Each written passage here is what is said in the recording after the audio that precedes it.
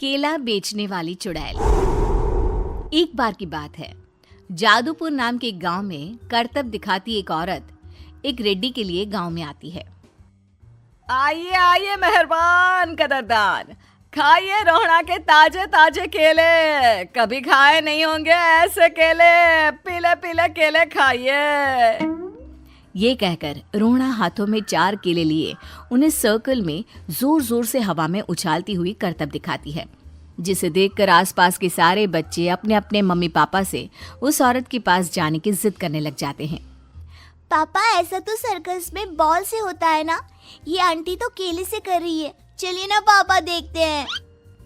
रोहड़ा एक पतली सी तार पर चलती हुई केलों से करतब दिखाती है। आते जाते सभी लोग बाहर रुककर उसके करतब देखते हैं और वाह वाही करते नहीं थकते। जैसे ही एक आदमी पास आकर उसे पैसे देने लग जाता है, तब वो कहती है, अरे नहीं नहीं साहब, मैं करतब तो बच्चों के मन को बहलाने के लिए करती हूँ। धंधा तो मेरा केले का है। पीछे देखो मेरी रिड्डी, जो भी मेरे केले खाएगा मेरी तरह चुस्त दुरुस्त और तंदुरुस्त हो जाएगा। पता चलता है क्या कि मेरी उम्र 55 की है। अरे पर ऐसे ठंड के मौसम में कोई केला क्यों खाएगा? ये ऐसे वैसे केले नहीं है साहब, ये शरीर में गर्मी देते हैं। ठंड को दूर भगाए जो भी रोहिणा के केले खाए। पापा, अगर मुझे केले नहीं मिले तो मैं घर नहीं जाऊंगी। तभी उसके पापा कहते हैं कि बेटा, केले ठंड में कभी गर्मी नहीं देते। ये सब कहने की बातें हैं, सामान बेचने का तरीका है इनका। पर पिंकी नहीं मानती। मैं केले खाऊंगी। पिंकी की जिद के आगे नत्थू हार जाता है और उसे केले खरीद कर दे देता है। पिंकी खुश होकर केले घर ले आकर खाती है। अब मैं भी करतब करूंगी, कितना मजा आएगा। जादुई केले। पिंकी पहला केला खत्म भी नहीं करती कि वो बेहोश हो जाती है। दूसरे केले से एक काला धुआं आता है और रोहड़ा चुड़ैल बनकर बाहर निकल आती है। मेरे भूतिया केले बच्चे न खाए, ऐसा हो ही नहीं सकता। जादूपुर वालों, कब तक बचोगे? आ गई हूं मैं रोहड़ा, जिसका कोई नहीं कर सकता सामना। रोहड़ा पिंकी को गोद में उठाकर काले धुएं में कहीं गायब हो जाती है। शाम के वक्त नत्थू घर लौटता है और पिंकी को घर में ना पाकर उसकी माँ से कहता है, माँ पिंकी कहाँ है? अरे बेटा, उसे तो तू सुबह करतब दिखाने ले गया था ना, फिर कहाँ वापस आए तुम दोनों? मुझे लगा तू उसे अपने साथ मंडी ले गया होगा। हे भगवान, मेरी बच्ची कहाँ गई? मैं उसे घर ही तो छोड़कर गया था माँ। नत्थू गांव के घर कोने में अपनी बेटी को ढूंढता है, पर उसे वो कहीं नहीं मिलती। परेशान होकर आखिर रो रो कर नत्थू हिम्मत हार कर घर लौट आता है। अगली सुबह रोहड़ा फिर से करतब दिखाने आती है और इस बार पिंकी की तरह रोनी केले खरीद लेता है। 50 रुपए दिए थे पापा ने, सारे पैसों की मैंने केले खरीद लिए हैं। अब मैं भी आंटी की तरह ही करतबबाज बन जाऊंगा। यही सोचते हुए रोनी केले खाता है और पहला अकेला केला आधा खत्म भी नहीं करता कि चुड़ैल उसके सामने आ जाती है। मेरे साथ चलने का समय आ गया है रोनी। ये तो बस शुरुआत है। अब इस गांव के सारे बच्चे धीरे धीरे मेरे कब्जे में होंगे, एक बच्चा भी नहीं बचेगा। ये कहकर रोनी को गोद में लेकर काले धुएं में अदृश्य हो जाती है। इसके बाद हर रोज गांव में से कोई ना कोई बच्चा गायब होता, पर ऐसा क्यों हो रहा है किसी को भी समझ में नहीं आ पा रहा था। रोज की तरह अपनी बेटी पिंकी की तलाश में नत्थू गांव के एक तालाब के पास बैठा रो रहा था।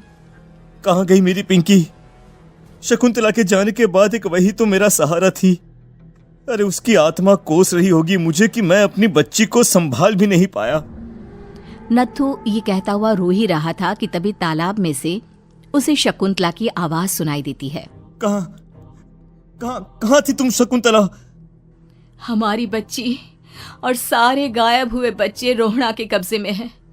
वो बच्चों को जो केले देती है उससे बच्चे बेहोश हो जाते हैं और उसके कब्जे में आ जाते हैं और वो उन्हें ले जाकर काली दुनिया में ले जाती है। पर वो ऐसा क्यों कर रही है?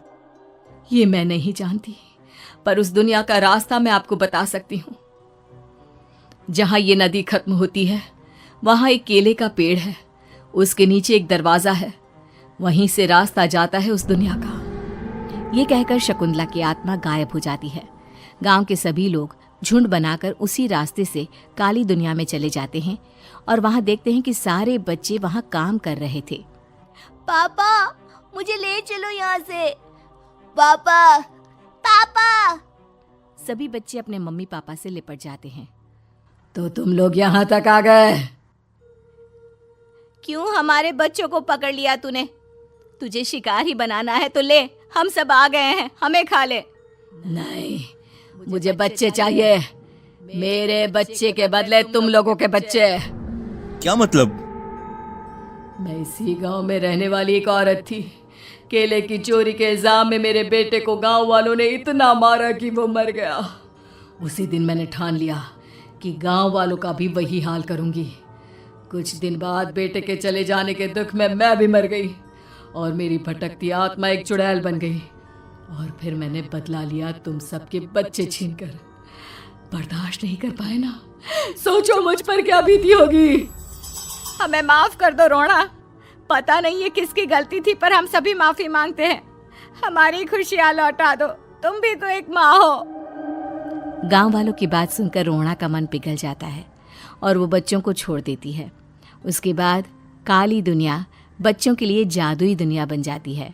अब कोई भी कभी भी वहां आ जा सकता था। मधुपुर नाम के गांव में करतब दिखाती एक औरत एक रेड्डी के लिए गांव में आती है। आइए आइए मेहरबान कदरदान, खाइए रोहड़ा के ताजे ताजे केले। कभी खाए नहीं होंगे ऐसे केले। पीले पीले केले खाइए।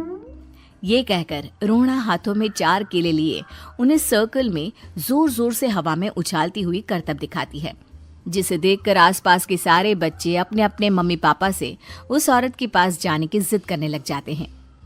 पापा ऐसा तो सर्कस में बॉल से होता है ना, ये आंटी तो केले से कर रही है। चलिए ना पापा देखते हैं। रोहड़ा एक पतली सी तार पर चलती हुई केलों से